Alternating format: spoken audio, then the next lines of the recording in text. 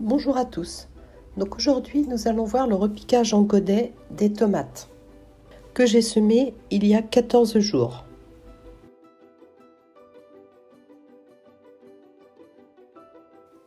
Bien, alors aujourd'hui on est le 8 mars. Mes tomates ont été semées le 24 février. Et donc là, je me suis préparée pour commencer à les rempoter parce qu'elles sont à peu près, je vais pouvoir enfoncer, vous voyez la profondeur de l'alvéole, et je vais pouvoir enfoncer la tige jusqu'au cotylédon. Donc du coup, ça va refaire des racines et ça va être très bien. Donc j'ai prévu de faire par 9, donc je fais 3 d'une sorte, 3 d'une sorte, 3 d'une sorte.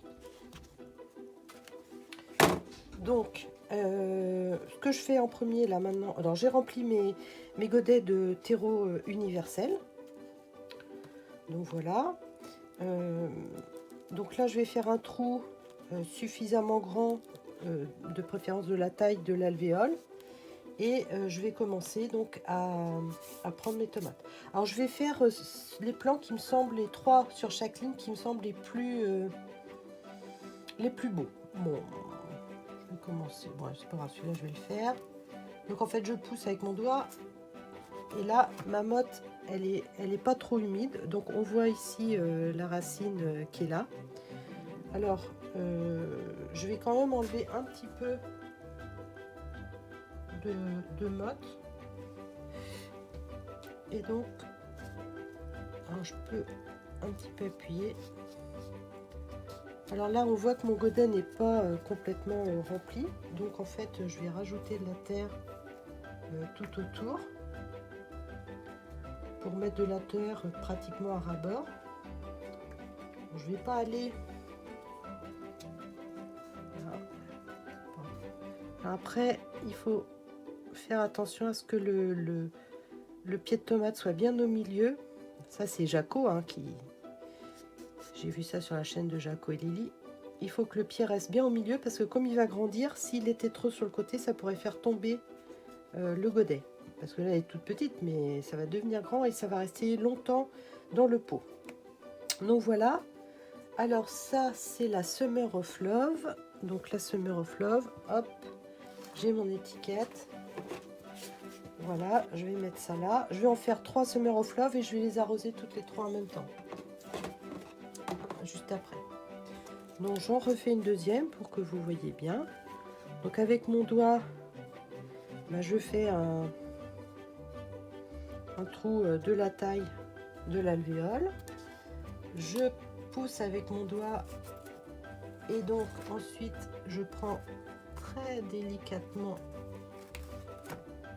ma tomate, enfin mon plomb de tomate, c'est pas encore une tomate.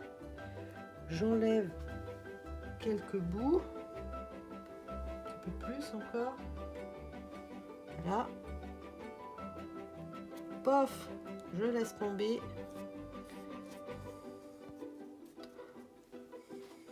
Et puis je rajoute de la terre autour. Ah.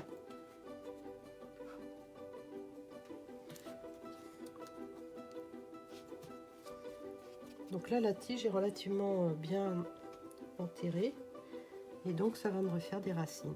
Et donc ça me fera un pied avec un enracinement plus fort.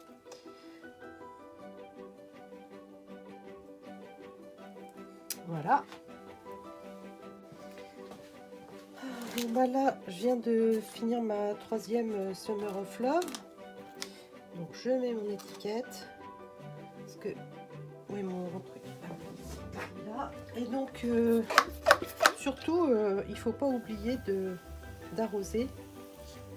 Puisque en fait, le fait d'arroser, ça diminue le stress des racines. Et puis le terreau universel que j'ai mis, évidemment, il n'est pas humide.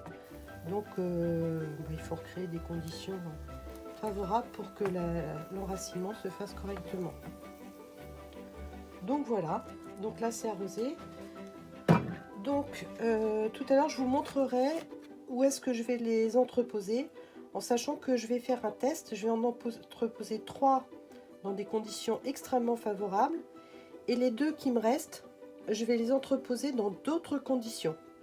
Et donc ça nous permettra de voir plus tard s'il y a eu un changement dans l'évolution du plan.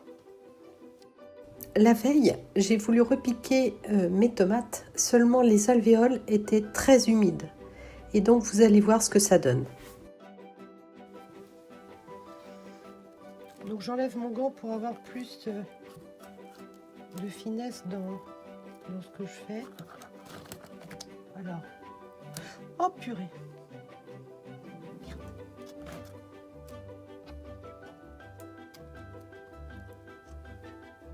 Bon, alors j'espère que ça va aller. Du coup, bon, on voit que mes mottes elles sont trop mouillées. Hein. Voilà, ça a été assez rapide. Donc là, j'ai fait la Summer of Love, la Cœur de Bœuf Jérusalem et la Niagous. Donc, ils sont toutes des tomates à port indéterminé. Je rappelle que pour les ports déterminés, je mets des étiquettes vertes pour m'en rappeler au moment de la plantation.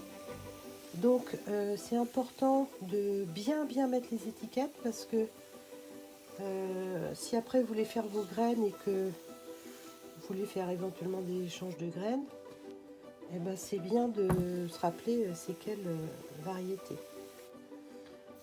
Si après ça vous est égal. Mais bon, c'est quand même mieux d'avoir les noms des tomates qu'on mange. Qu'est-ce que c'est que ça?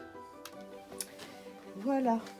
Bon, alors comme je vous l'avais dit, je vais mettre mes tomates dans 2 endroits différents. Donc mes séries de plants, mes 2 barquettes rouges, je vais les mettre ici dans ma cage à lapins avec mes LED, les caractéristiques. 6500K pardon. Donc lumière du jour. Et donc on va voir ce que ça va donner. Et les autres tomates, je vais les mettre dans la serre. Voilà, donc les autres plants, je vais les mettre dans la serre.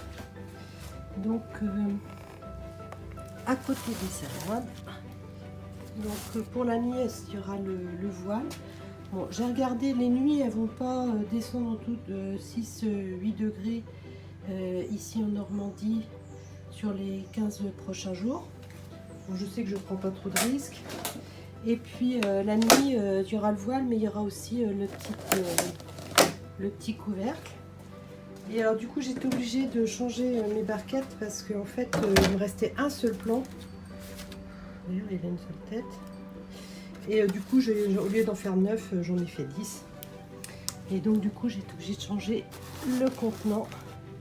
Et là, c'est pareil. Il y aura la barquette avec son couvercle. Donc, en résumé, semis fait le 24 février, la levée à J+5 à 20 degrés, le repiquage en godet à J+14, sachant que la plantation en serre est prévue fin avril, donc environ à J+60. Donc vous voyez maintenant comment faire, avec en plus 2 façons de les conserver jusqu'à la plantation. Les prochaines étapes seront le semis des plantes compagnes, mais aussi les semis fin mars des tomates qui seront destinées à aller en extérieur. J'espère que ma vidéo vous aura été utile et je vous souhaite vraiment de réussir les plus belles tomates.